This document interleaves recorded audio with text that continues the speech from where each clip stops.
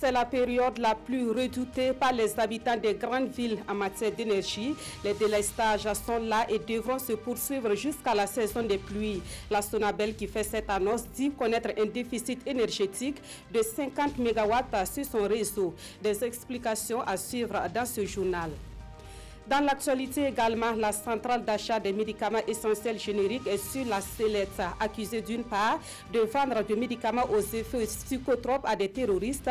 La CAMEC est d'autre part indexée d'entretenir un circuit parallèle de vente de produits pharmaceutiques. Ces premiers responsables se sont prononcés sur ces deux sujets au cours d'une conférence de presse dont vous aurez la teneur dans ce journal. Et puis aujourd'hui, 9 mars, c'est la journée mondiale du rein. Le rein et la santé de la femme, c'est le thème de cette journée. Et c'est un thème qui colle bien avec la réalité au Burkina Faso, où les femmes sont les plus touchées par les maladies du rein. Dans ce journal, le témoignage de quelques femmes malades rencontrées au centre hospitalier universitaire Yalgado Ouedraogo. À l'étranger, c'est une annonce aussi inattendue que spectaculaire. Le président américain Donald Trump accepte de rencontrer prochainement les leaders nord-coréens. Ce rebondissement impassable il y a quelques semaines intervient après 2 semaines de vives tensions entre Washington et Pyongyang liées au programme nucléaire et balistique nord-coréen. Mesdames, Messieurs, bonsoir. Merci de nous suivre. Nous ouvrons ce journal au palais de Kosiam où le président du Faso a reçu une délégation du Conseil de l'Entente qui condamne les dernières attaques terroristes subies par le Burkina Faso. Le secrétaire exécutif du Conseil de l'Entente est allé exprimer sa compassion au chef de l'État et à l'ensemble du peuple burkinabé. Il annonce des outils de prévention et de lutte contre l'insécurité dans les pays membres du Conseil de l'Entente. Issaka Ouedraogo et Maïmouna Atraouri. Ce matin, le Conseil de l'Entente, par la voix de son secrétaire exécutif, présente ses condoléances au Burkina Faso qui a été la cible d'attaques terroristes vendredi dernier. Pour Dr Patrice Kwame, lorsqu'un pays du Conseil de l'Entente est touché, tous les États membres sont atteints. Il exprime ici la compassion des 4 autres pays membres au gouvernement, aux forces armées nationales et au peuple burkinabé. Nous sommes venus ce matin au nom du Conseil d'Entente pour manifester notre solidarité vis-à-vis du président du Faso, de son gouvernement et du peuple burkinabé pour ce qui s'est passé. Nous sommes venus aussi saluer les forces armées par rapport à la promptitude, leur courage et leur professionnalisme et présenter nos condoléances aux familles qui ont perdu des êtres, des soldats qui sont tombés au champ d'honneur et aussi à leur fait d'armes. Selon toujours le secrétaire exécutif du Conseil de l'Entente, l'organisation œuvre pour le renforcement de la coopération sécuritaire entre ses États membres. Un projet relatif est en cours d'élaboration depuis 1 an et sera présenté au chef d'État au prochain sommet. La question de l'énergie solaire a fait l'objet de débats et de votes ce vendredi à l'Assemblée nationale. Les députés donnent quitus au gouvernement pour ratifier l'accord cadre de l'Alliance solaire internationale. Si le Burkina Faso devient membre de cette alliance, il pourra mieux promouvoir l'utilisation de l'énergie solaire. Le résumé de la plénière avec Césaire Carrefour et Pascal Kani. Un vote à l'unanimité des 112 votants du jour et le gouvernement vient d'obtenir l'autorisation de ratification de l'accord cadre de l'Alliance solaire internationale Asie.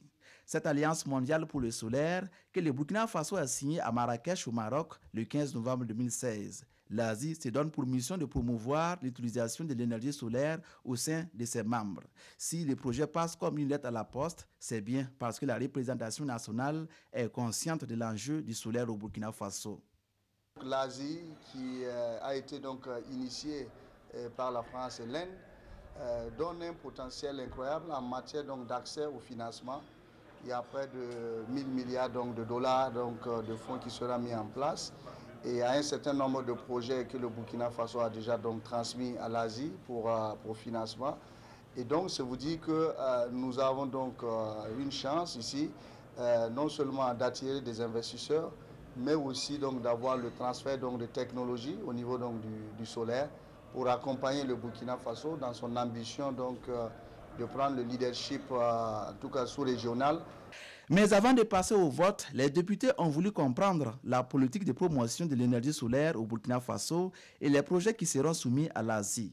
Cette étape franchie, reste maintenant la ratification officielle qui se fera en Inde, l'un des pays fondateurs de cette alliance solaire. Le président du Faso a décidé donc de conduire la délégation parce qu'il tient réellement donc à cette vision-là qui est que pour aller vers l'indépendance énergétique au Burkina Faso, il nous faut résolument compter sur nos propres capacités. Et c'est la vision du président du Faso et c'est pour cela qu'il tenait lui-même à faire partie donc de cette délégation pour aller peser de tout son poids pour que le Burkina Faso puisse engranger le maximum possible donc, de bénéfices à l'Asie. Le Burkina Faso est donc membre de l'Asie, mais ne fera pas partie des 15 premiers membres auxquels l'accord cadre accorde le titre de membre fondateur, 115 pays ayant déjà ratifié cet accord. Ce communiqué de la présidence du Faso en rapport justement avec le sujet débattu ce vendredi à l'Assemblée nationale. Le président du Faso, son Excellence Roch-Marc Christian Kaboré, prendra part du 10 au 12 mars 2018 à New Delhi, en République d'Inde, au premier sommet de l'Alliance solaire internationale. L'Alliance solaire internationale Asie est une initiative qui a été lancée par la France et l'Inde lors de la COP21, la conférence de Paris sur le climat, en décembre 2015. Elle a acquis le statut d'organisation internationale depuis le 6 décembre 2017. L'Asie vise à accélérer le déploiement de l'énergie solaire dans 121 pays à fort ensoleillement, dont le Burkina Faso. Par sa participation à cette rencontre internationale, le président du Faso traduit une fois de plus sa volonté de faire du solaire une alternative aux besoins en énergie des populations burkinabées d'une part, et d'autre part réaffirme son engagement à lutter contre les changements climatiques par l'usage d'énergie propre. En attendant, l'énergie offerte par la Sonabel connaît un déficit de 50 MW. Conséquence, cette année encore, les consommateurs de Ouagadougou et de Bobo-Dioulasso devront s'habituer avec les délestages qui ont déjà commencé et qui vont continuer jusqu'à la saison des pluies. L'annonce est faite par la Sonabel qui invite les consommateurs à avoir de bons réflexes en vue d'économiser l'énergie disponible. Plus de précisions avec Draman Guéné. Cette année encore, l'obscurité va régner sur Ouagadougou et Bobo-Dioulasso. La Sonabel annonce un déficit de 50 MW en cette période de pointe. Les centrales hydroélectriques ne tournent pas en plein régime, les barrages manquent d'eau. La centrale solaire des Actuli, elle ne contribue que pendant la journée. L'interconnexion Bolgatenga-Ouagadougou n'est pas encore opérationnelle. Face à la situation, la Sonabel n'a d'autre choix que le rationnement du peu. C'est le délestage.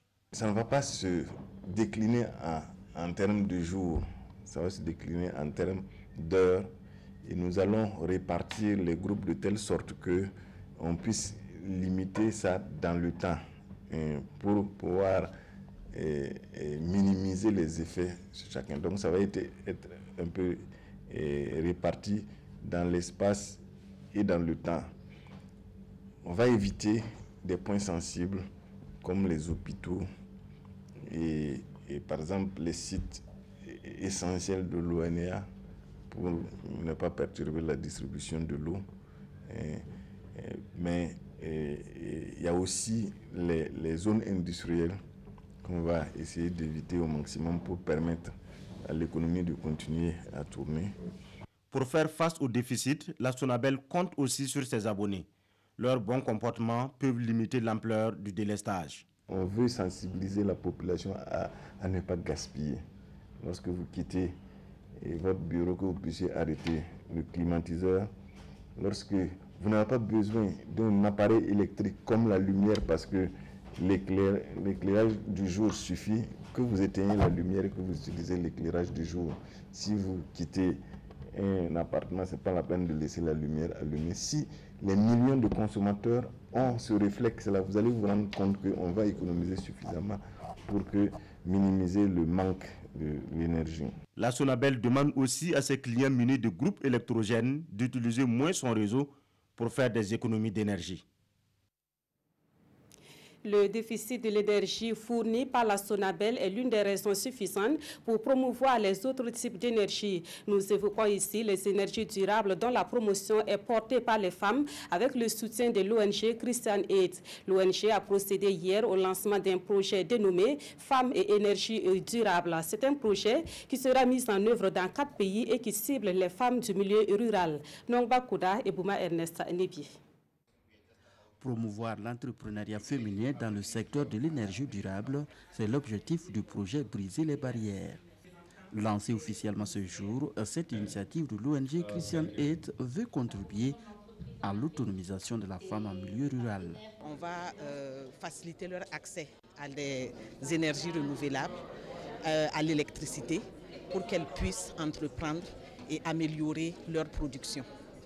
Il s'agit des énergies solaires, par exemple, qui vont être postées dans certains endroits, dans certains villages reculés, parce que notre projet va toucher les personnes les plus vulnérables. Le projet coûte plus de 4 milliards de francs CFA. Il est principalement financé par l'Union européenne. Un projet qui va aider le gouvernement à faire face à l'insuffisance énergétique au Burkina. Nous sommes conscients qu'il n'y a pas de développement si nous ne faisons pas un bond significatif en matière d'énergie. L'énergie est à la base de tout développement. Sans énergie, le développement est difficile parce que l'énergie touche à l'éducation, à la santé, à l'agriculture, à l'élevage, aux PME-PMI. Il suffit de voir les villages que nous avons électrifiés, revenir après 2 ans pour savoir l'impact que l'énergie peut faire sur les contrées, sur nos villages et sur nos départements. Prévu pour finir en 2021, le projet couvre 4 pays, l'Éthiopie, le Malawi, le Honduras et le Burkina, où près de 1250 femmes seront bénéficiaires. Autre titre de l'actualité, la centrale d'achat des médicaments essentiels génériques dément l'information selon laquelle elle vend des médicaments aux effets psychotropes à des terroristes. L'information avait été donnée par certains médias et relayée sur les réseaux sociaux. Les responsables de la CAMEG ont animé une conférence de presse ce vendredi, conférence au cours de laquelle ils ont aussi donné des précisions sur les agents épinglés dans la vente de médicaments en dehors du circuit officiel. On fait le point avec Roger Kam et Zalissa Sanfo. La CAMEG, à nouveau sous les feux des projecteurs.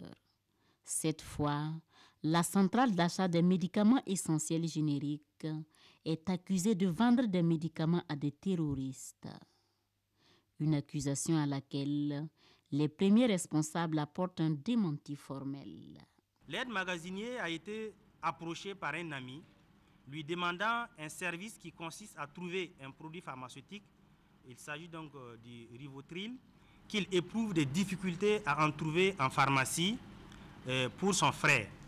C'est ainsi que l'agent de la CAMEG est entré en contact avec un agent d'un grossiste pharmaceutique privé qui a répondu favorablement à sa demande.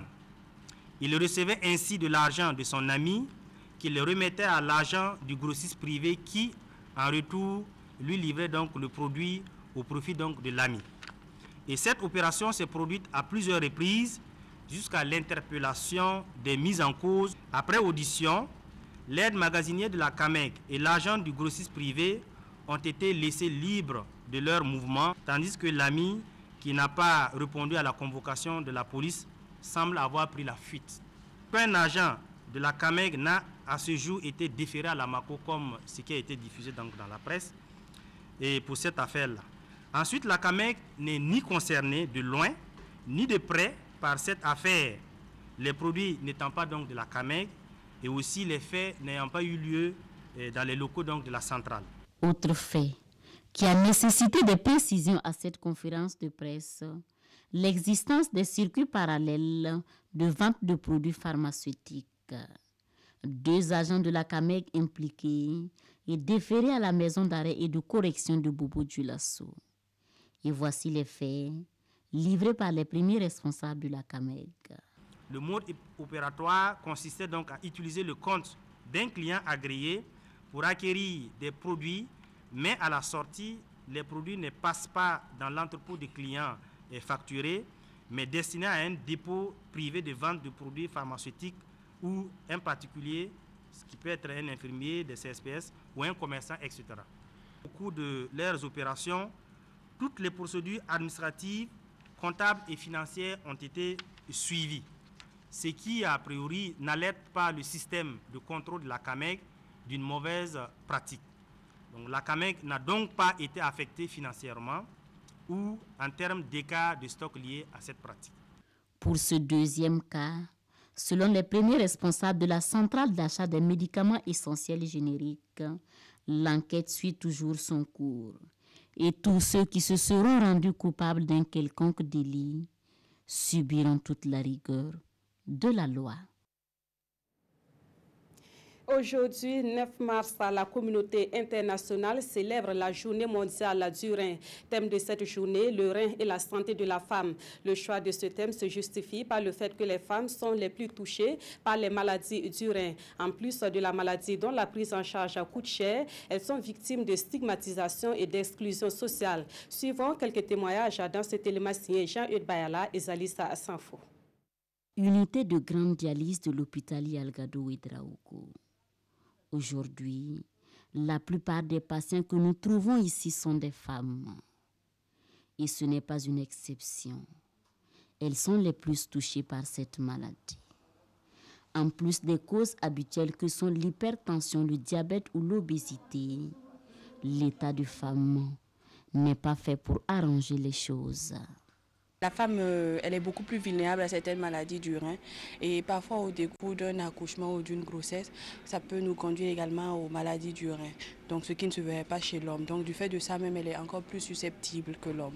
Les avortements septiques qui sont faits dans les conditions que nous connaissons aussi peuvent aboutir à une maladie du rein du fait des infections qui peuvent en découler. Parfois on conseille à certaines femmes des plantes pour l'infertilité et à la fin ça nous amène dans des cas d'insuffisance rénale. La femme, plus vulnérable. Et pour ne rien arranger, la prise en charge coûte extrêmement cher au Burkina Faso. C'est un secret de polichinelle. Au Burkina, la pauvreté a un visage féminin. On déclare que tu dois faire la dialyse. Tu dois forcément déposer une somme de 500 000 francs. Et pour déposer ça, si tu n'as pas posé, tu ne peux pas prendre. Et beaucoup de malades sont rentrés à la maison à cause de ça. Et si tu rentres à la maison, on connaît la suite. La maladie nous a tout pris. On est tout le temps sur les nerfs, tous les jours, il faut dépenser, alors que je n'ai rien. Moi, si je n'avais pas de frais, je serais loin aujourd'hui. Moi, je viens de Boubou. Si ce n'est pas à Ouaga, on ne peut pas faire de dialyse. Imaginez 2 fois par semaine. Est-ce que je peux retourner? Non. On comprend les hommes qui prennent une deuxième épouse. En plus, je suis commerçante. J'ai abandonné mes activités. Ici, je ne fais rien. Je suis juste un fardeau. Cette année, le monde entier célèbre la journée du rein avec un clin d'œil à la femme. Le rein et la santé de la femme. C'est le thème choisi. Il s'agit pour les chercheurs, médecins, ONG et autres acteurs de se pencher sur la spécificité de la femme pour soulager le lourd fardeau qu'elle porte. Mais d'ores et déjà, les agents de santé préfèrent que le refrain connu de tous soit repris en cœur. Mieux vaut prévenir que guérir. Veiller à avoir une bonne alimentation bien équilibrée, c'est-à-dire pas trop de sel et pas trop de sucre déjà. Si c'est une femme qui sait qu'elle a tendance à avoir une hypertension ou un diabète, surveiller sa tension artérielle et son diabète pour ne pas avoir des complications par la suite. Il faut également pratiquer une activité sportive, ce qui n'est pas toujours le cas chez nous. Faire attention au surpoids également. Éviter de prendre des médicaments qu'on se prescrit soi-même. Éviter aussi la dépigmentation. J'évite surtout les jeunes filles d'éviter les avortements clandestins. Et le docteur Dépena d'ajouter qu'au moins une fois l'an, chacun doit doser son taux de créatinine. Un examen qui ne coûterait que 6 000 francs CFA dans les laboratoires pour détecter toute anomalie et de se faire soigner à temps par la voie médicamenteuse au lieu de se présenter à elle chaque fois en phase finale où la solution n'est que la greffe de rein ou la dialyse. Selon le ministère de la Santé, chaque année, 20 000 nouveaux cas seront détectés au Burkina Faso et 52% seront des femmes. Voilà, autre point de l'actualité des journalistes burkinabés sur le terrain des réalisations du PNGT, le programme national de gestion des terroirs. Au cours d'une caravane de presse, ces journalistes ont sillonné 4 régions dans lesquelles plusieurs localités ont bénéficié d'infrastructures dans le cadre du PNGT phase 3. La caravane de presse a été initiée par l'IJACODE, le réseau initiatif des journalistes africains pour la coopération et le développement. Rasmani Zoundi et Adama Koulibaly. Nous sommes ici sur le périmètre maraîcher de Kimbara dans la province du Sourou. Sur ce site de 2 hectares, 130 femmes cultivent plusieurs spéculations, dont l'oignon. C'est un projet qui vise à accroître les revenus des producteurs et surtout assurer la sécurité alimentaire. La culture d'oignon nous permet de subvenir à nos besoins. Nous investissons dans la volaille avec l'argent obtenu de la vente de ces oignons. Et surtout, nous arrivons à payer la scolarité et les fournitures de nos enfants. Le site a été aménagé dans le cadre du programme national de gestion des terroirs PNGT de phase 3 à hauteur de plus de 18 millions de francs CFA. Un projet identifié par les populations et inscrit dans le plan communal de développement. Ce jardin a été créé en 2011 avec le PNGT, avec les fonds du PNGT 2. Au début, c'était 3 millions et quand on a réalisé, on était confronté à un problème d'eau et on a plaidé encore et on a eu une subvention de 15 millions encore avec le PNGT phase 2. Et comme c'est un château, on a lancé le marché. C'était infructueux parce que les 15 millions ne suffisaient pas pour notre plan. Et donc la commune a appuyé avec 11 millions. Commune de Poa dans la province de Boulkiemde. Ce jardin maraîcher aménagé dans le village de Yaoguin au profit du groupement féminin Sougrinoma avec une 60aine de femmes participe de l'appui à l'amélioration de la production végétale. Un des domaines d'intervention du PNGT 2 phase 3.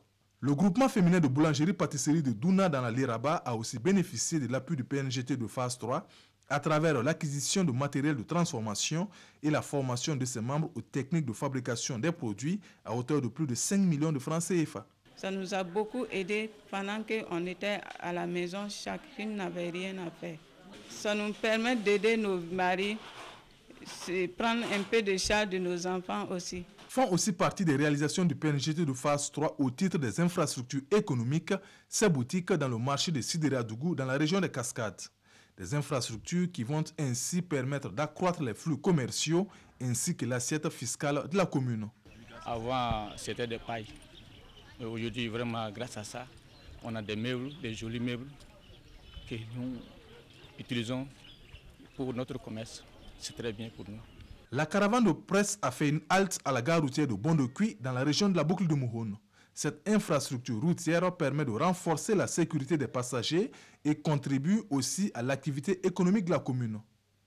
Cette caravane de presse a été initiée par le réseau Initiative des journalistes africains pour la coopération et le développement sur les acquis du PNGT de phase 3, un programme qui tire à sa fin. J'avoue que c'est quelque chose qui m'a tiqué au cours de ces échanges, c'est que la population est satisfaite des réalisations du PNGT.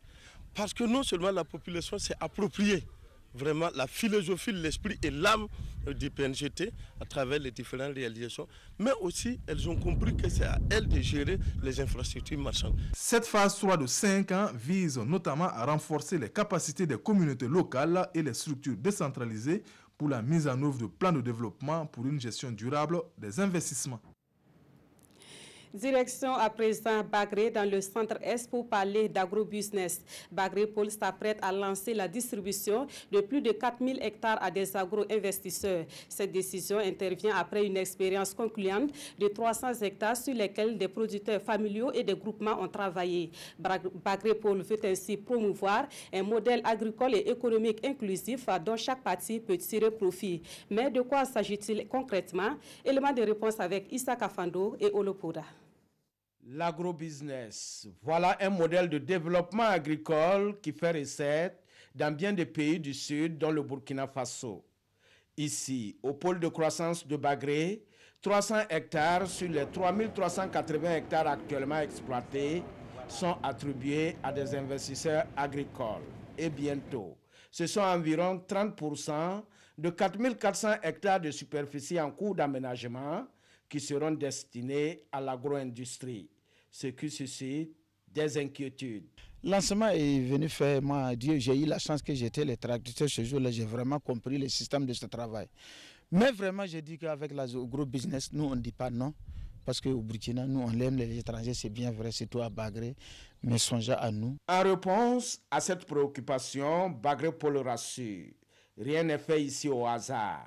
L'agriculture paysanne aura toujours toute sa place. Nous avons convenu, sur instruction, n'est-ce pas, de l'autorité, de donner aux producteurs paysans l'exclusivité des parcelles irrigables gravitairement. Et le type d'agro-investisseur pour lequel nous allons nous faire un point d'honneur pour assurer la qualité, ce sont des agro-investisseurs qui disposent d'abord de projets d'une pertinence avérée en termes de type de produit et en termes, n'est-ce pas, de moyens financiers et matériels pour nous assurer une production, je dirais, de type industriel à haut rendement.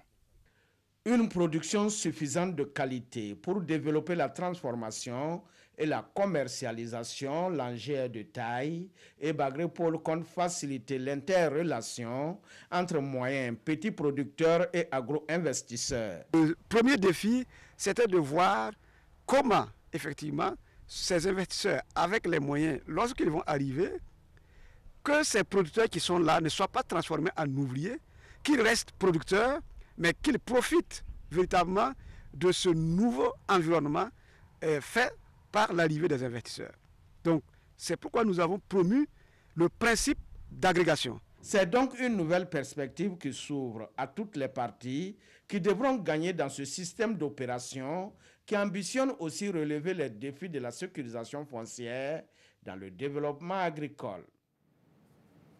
Intéressons-nous à cet événement qui se profile à l'horizon. La capitale burkinabé va abriter du 24 au 26 mai prochain la toute première édition du Salon international de l'emploi et des métiers. Des conférences, des ateliers de formation et surtout des rencontres entre employeurs et chercheurs d'emploi sont au menu de ce salon. Les organisateurs ont fait le point des préparatifs à la presse le 7 mars dernier. Nongba Kouda et Omar Zambri. Face à la presse, le comité d'organisation du Salon international de l'emploi et des métiers, SIEM, fait le point sur l'organisation de l'événement qui est à sa première édition.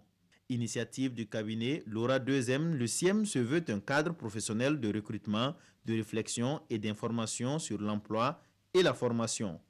Les entreprises seront effectivement là parce que nous avons prévu déjà, au-delà des conférences qui vont se faire, leur présence dans les stands pour permettre à ce qu'effectivement les jeunes qui vont venir puissent échanger déjà avec les professionnels qui sont déjà en activité. Comprendre effectivement les types de métiers, les profils que ces entreprises cherchent pour effectivement permettre à ce que quand même ce salon soit quand même un salon bien animé en termes d'échange direct entre les chercheurs d'emploi et les entreprises. Pour Moumouni Seré, la raison d'être de ce salon annuel se trouve dans l'inadéquation entre la formation et l'emploi au Burkina. Une situation qui, selon lui, fait des jeunes diplômés la couche la plus touchée par le phénomène du chômage. Le taux de chômage des jeunes qui ne sont pas inscrits est le taux le plus bas, qui est de 4,5%. Ce qui veut dire que, à quelque part, apparemment, si les jeunes qui, effectivement, ne sont pas allés très loin à l'école, arrivent à s'en sortir. Et paradoxalement, ceux qui ont un niveau supérieur ont le plus gros taux de chômage sur l'échiquier national. Prévu du 24 au 26 mai prochain, le SIEM accueillera plus de 10 000 visiteurs et une centaine d'entreprises œuvrant dans des secteurs tels que les mines, les BTP, les banques. À l'étranger, c'est une annonce aussi inattendue que spectaculaire. Le président américain Donald Trump accepte de rencontrer prochainement les leaders nord-coréens. Ce rebondissement impensable il y a quelques semaines intervient après 2 années de vives tensions entre Washington et Pyongyang. Ces tensions sont liées au programme nucléaire et balistique nord-coréen. Le rendez-vous est inattendu. Donald Trump a répondu positivement à l'invitation de Kim Jong-un et les deux ennemis vont tenir un sommet peut-être d'ici fin mai. Un sommet historique que Pyongyang tente d'organiser depuis une vingtaine d'années. Un sommet qui pourrait être une percée dans la dénucléarisation de la Corée du Nord. L'information est venue du Conseil national sud-coréen à la sécurité, venu faire un compte-rendu des dernières discussions intercoréennes au président américain. Kim a promis qu'aucun autre essai nucléaire ou test de missiles n'aurait lieu. Il comprend que les exercices militaires de routine entre la République de Corée et les États-Unis doivent continuer. Et il a fait part de son désir de rencontrer le président Trump le plus vite possible. La République de Corée, les États-Unis et nos alliés insistent ensemble pour que nous ne répétions pas les erreurs du passé. Donald Trump a confirmé la rencontre par le biais de Twitter, la qualifiant de grand progrès, mais il a spécifié que les sanctions resteraient en place tant qu'aucun engagement ferme n'aura été conclu. Cette annonce intervient à l'issue de la remarquable détente qui s'est amorcée sur la péninsule coréenne depuis le début de l'année à la faveur des Jeux Olympiques d'hiver de Pyeongchang. En début de semaine, Nord et Sud ont en effet décidé de la tenue fin avril d'un sommet intercoréen. Certains se montrent tout de même sceptiques après des mois de guerre des mots entre Washington et Pyongyang, la Corée du Nord affirmant désormais que ces missiles sont en mesure d'atteindre le territoire américain. L'actualité en Afrique, c'est surtout la suspension du dialogue politique au Togo et la présidentielle en Sierra Leone. Ces sujets font la une de la presse écrite au Burkina Faso. Les quotidiens font également écho des promesses faites aux femmes par le président du Faso à l'occasion de la célébration du 8 mars 2018. La revue de presse est signée Aimé Solange Guigma. 8 mars 2018 au Burkina Faso, rock en tango verbal avec l'autre moitié du ciel, titre aujourd'hui au Faso, assorti de nombreuses promesses présidentielles. Entre autres, au moins 30% de femmes dans le prochain gouvernement, note Sidoya, une ambulance dans chaque commune du Burkina, écrit l'observateur Palga. Également, si le pays, 25% des terres aménagées par l'État seront octroyées aux femmes. En sus, le budget du ministère de la Femme sera vu à la hausse. S'il faut saluer cette nouvelle forme de la célébration du 8 mars, indique le quotidien d'État, il est souhaitable qu'elle permette de bâtir un pont entre les déclarations d'intention et leur réalisation. Hors de chez nous, l'observateur Palga se penche sur la présidentielle en Sierra Leone. À ce propos, souligne ce journal, 16 joueurs pour un match qui s'annonce serré, 16 impétrants, dont 2 femmes et seulement 3 favoris pour la 4e élection depuis la fin de la guerre civile en 2002. Après analyse, ce journal souhaite seulement qu'à l'instar du Libéria voisin, la Sierra Leone passe sans encombre le cap de l'alternance démocratique. Pendant ce temps, le pays s'interroge sur la suspension du dialogue politique au Togo, une suspension qui n'a rien de surprenant selon ce journal, du fait que le point d'achoppement est le retour à la Constitution de 1992 dans sa version originelle, exigée par l'opposition et qui risque de mettre d'office hors jeu le président Faure Simbe de la course à sa propre succession. Surtout quand on sait que le digne descendant du grand timonier togolais n'accepterait pas de se faire harakiri.